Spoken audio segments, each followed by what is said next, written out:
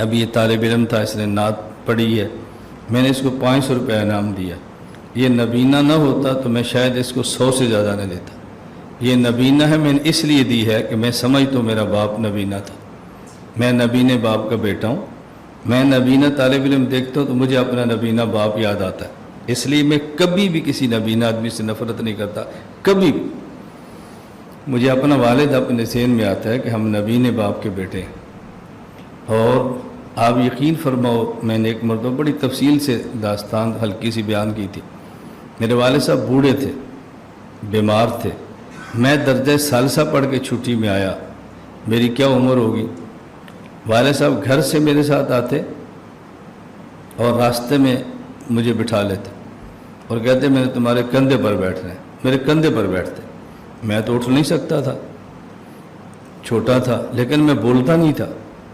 کئی بار مجھے والد صاحب نے مارا بھی کہ میں نہیں اٹھا سکتا، میں کیا کروں، لیکن میں بولا کبھی نہیں۔ یہ میں ثالثہ کی بات کر رہا ہوں۔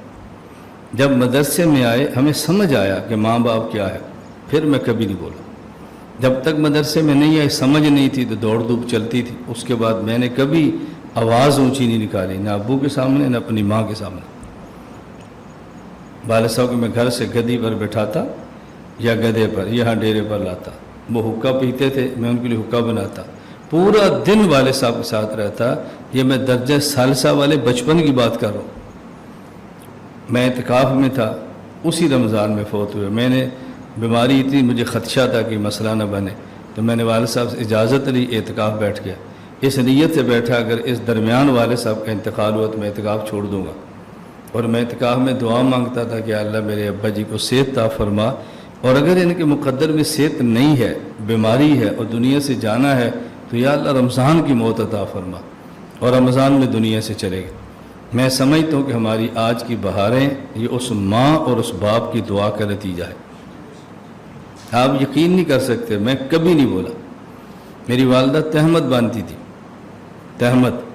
ہمارے بڑے بھائی کبھی کہتے، میں نے کہا امی کو کچھ نہیں کہنا، یہ تہمت باندھتی تھی، باندھتے رہے۔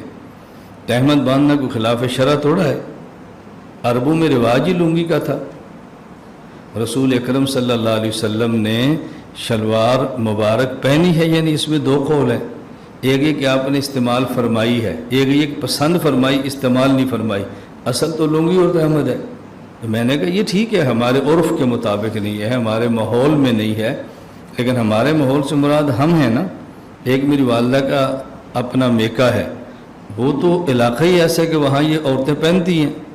ایک ہماری والدہ کا سسرال ہے، سسرال میں رواج نہیں ہے، وہ میکے والے رواج پہ چل رہی ہے۔ ہم نے امی کو کچھ نہیں کہنا، لیکن میری خواہش تھی کہ میری والدہ اس کو چھوڑ دے، آخری عمر میں چھوڑ دی۔ اور چھوڑا کیسے؟ میں قمیض لاتا، پورا لباس، تو میں کہتا امی آپ ایک بار اس شلوار کو ذرا پہنتے۔ میں نے کہتے کتنی خوبصورت ہے، آپ کسی ذرا پوچھے نا کتنی اچھی لگ رہی ہے۔ آہستہ آہستہ والدہ شلوار پہ آ گئی، تہمت چھوڑ دی اور شلوار پہنی شروع کر دی، اور آخر میں یوں دنیا سے گئی۔ جب میری والدہ کا انتقال ہوا تو میں سرگودا جیل میں تھا۔ والدہ ہماری سیال کوٹ تھی، ہمارے گھر میں کوئی فرد بشر نہیں تھا جو والدہ کو سنبھالے۔ میں سرگودا جیل، ایسے مرحلے آئے، مجھ سے چھوٹا بھائی شعیب فیصل آباد جیل، یہ بھائی خبیب بیٹھے ملتان جیل، 3 بھائی 3 جیلوں میں، اور ہم سے بڑا بھائی پاکستان میں نہیں ہے۔ ہماری ماں کے پاس کوئی بھی نہیں تھا۔